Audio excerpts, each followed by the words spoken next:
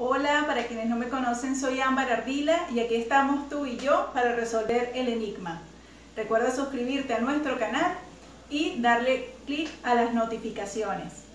Bueno, tenía tiempo que no aparecía por acá por el canal porque al igual que todos ustedes, pues mi vida ha tenido ciertos giros durante este periodo de confinamiento y cuarentena, y Gabriel ha estado un poquito delicado de salud. Muchísimas gracias a todas las personas pues que me han brindado su apoyo y me han preguntado al respecto. Ya se encuentra mejor y bueno, pues seguimos trabajando en pro de que tenga una calidad de vida, que tenga bienestar y sobre todo de que esté feliz. Yo creo que ese debe ser siempre el norte con cualquier hijo que tengamos. Y bueno, Matías ha sido un gran apoyo para él en este proceso y para mí. Realmente Matías siempre me sorprende muchísimo. Pues bien, el tema que les traigo hoy es un tema que noto que tiene muchísima tendencia en todos nuestros grupos sobre este hermoso tema del autismo, que tiene que ver con la comunicación. ¿Ok? Veo que obviamente la gente se preocupa porque sigue pasando el tiempo y ven que sus hijos no logran consolidar un lenguaje oral. Muchas personas se sorprenden del grado de comunicación. De grado de comunicación no. Lo que pasa es que la gente cree que el lenguaje es sinónimo de comunicación. Y entonces se sorprenden de que Matías y Gabriel tienen un lenguaje bastante articulado y fluido. Muy bien. Pero eso no quiere decir que están óptimos en un nivel de comunicación, porque obviamente su condición, parte de lo que tiene es precisamente que hay una marcada dificultad para la interacción social. Entonces obviamente pues ustedes ven unos destellos pequeñitos ahí que lógicamente entiendo que son muy positivos, no voy a negarlo, obviamente que sí, y la gente se afana. Yo veo que la gente se afana porque dice mi hijo no va a llegar allá, porque mi hijo no ha llegado ahí, yo quiero que mi hijo llegue allá. Entonces bueno, hoy me di a la tarea de tratar de explicarles ciertas cosas que tienen que ver pues con este tema tan importante para nosotros, porque yo entiendo que como papás nos genere miedo, ansiedad, angustia, estrés, y también lo hemos reflejado en nuestro hijo, del hecho de que no podamos tener esa comunicación, de que a veces no entendemos qué es lo que quiere nuestro hijo o vemos en nuestro hijo aquella dificultad para poderse expresar. Entonces lo primero que voy a partir diciéndoles hoy es que yo no soy fonoaudiólogo, no soy terapeuta del lenguaje, yo lo que soy es psicólogo clínico y soy mamá de 2 niños con trastorno espectro autista. ¿Ok? Entonces yo les voy a hablar desde lo que son mis conocimientos de la psicología y por supuesto la experiencia que yo he tenido con Matías y Gabriel. Entonces lo primero que quiero decirles es que hay una tendencia muy preocupante que yo estoy notando, no solamente en lo que las personas que tenemos hijos en esta condición lo hablan, sino también en ciertos especialistas que de repente por no actualizarse, porque realmente no es la población que manejan en consulta, pues tienen como una tendencia a delimitar como que todo niño que tiene trastornos del lenguaje ya es un niño que está dentro de la clasificación del autismo, y no es así.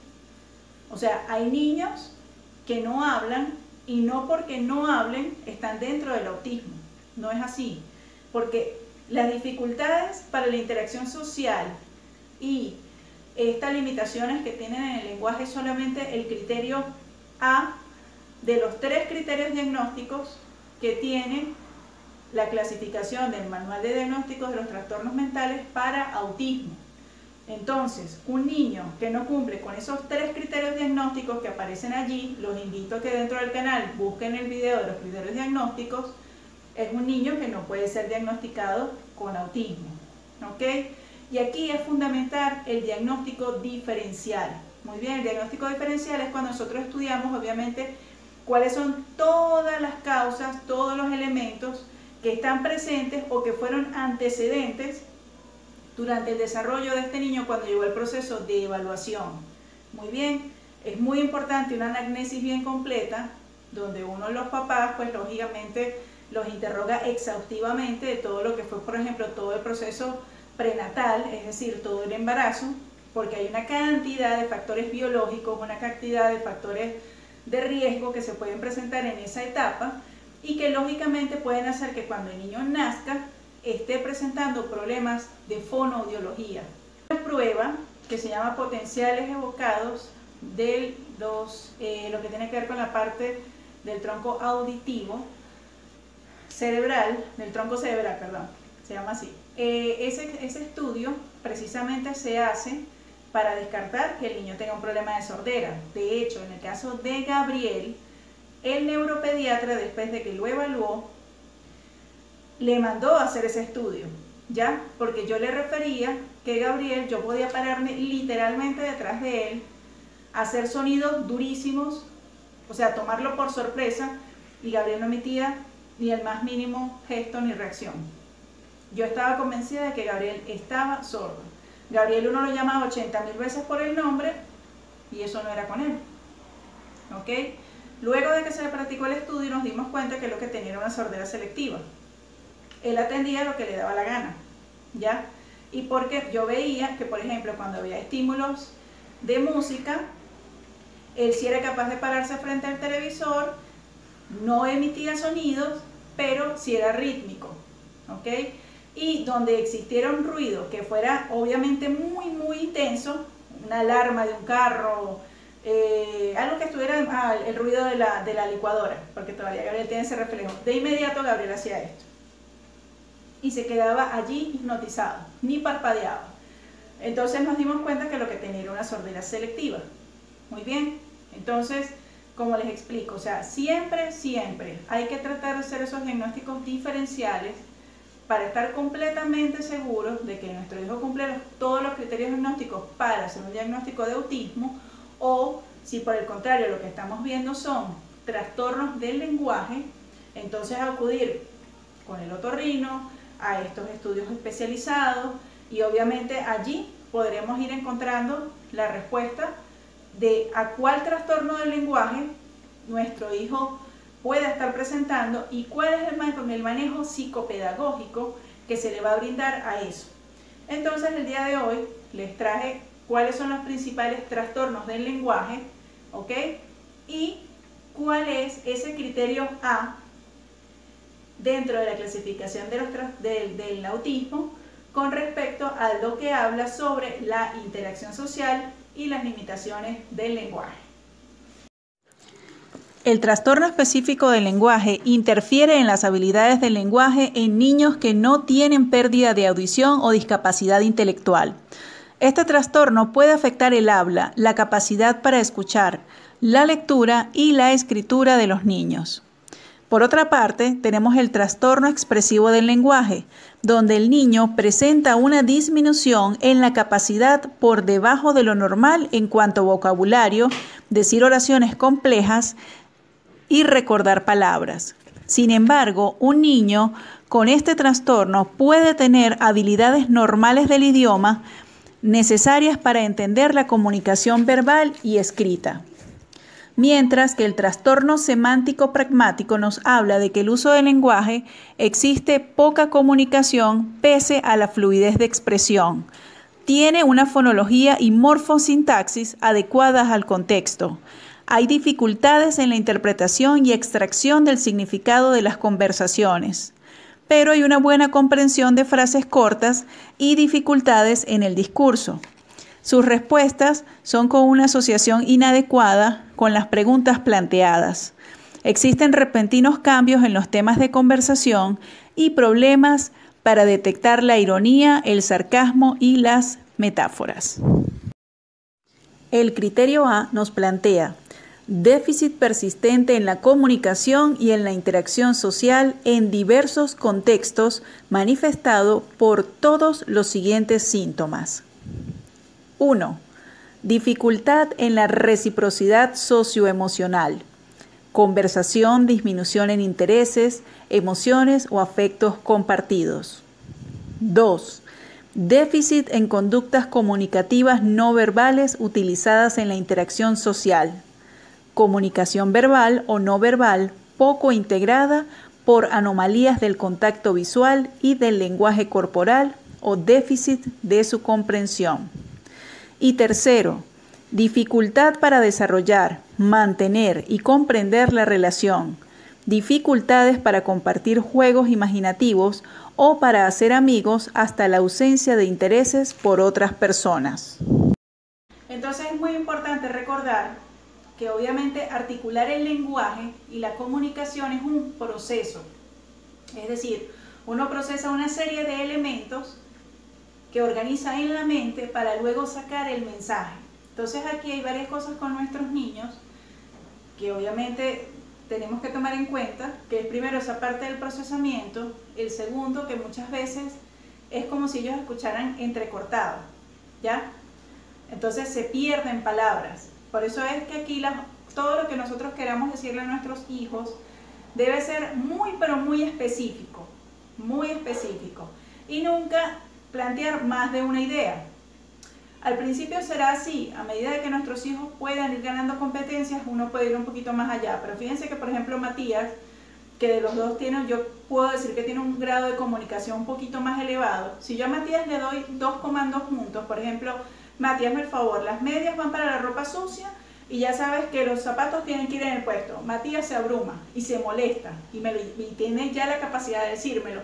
Mamá, pero así no, así no, así no. De una cosa a la vez, ¿por qué me tienes que decir 1, 2, 3? A él le molesta cuando yo hablo demasiado. Muy bien, parece que eso le genera estrés. Muy bien, Matías ya tiene la capacidad de expresarme su malestar, pero imagínense un niño que es no verbal y le estamos obligando además de que tiene que hablar para comunicarse y está teniendo todas estas dificultades de procesar toda la información.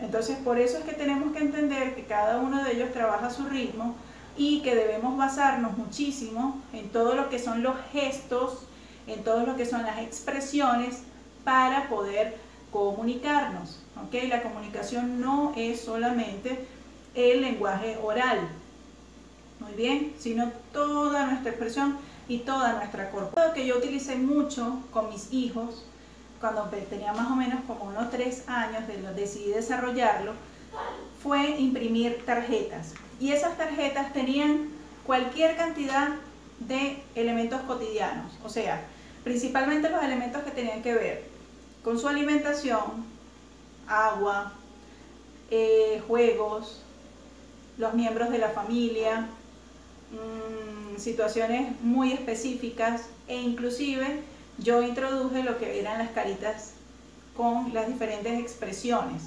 porque hasta eso, que para nosotros nos parecerá que es algo tan normal, hasta eso es necesario que nosotros hagamos ese entrenamiento con nuestros hijos. Recuerden, vuelvo a los criterios diagnósticos, parte de las dificultades de la condición es comprender precisamente mucho de lo que tiene que ver con esas pequeñas cosas que tienen que ver con las emociones y con las expresiones. Muy bien, entonces, ¿qué fue lo que hice yo? Después de que imprimí todo ese material, 2 veces al día me sentaba frente a ellos por separado y lo que hacía sencillamente era ir pasando cada una de esas imágenes.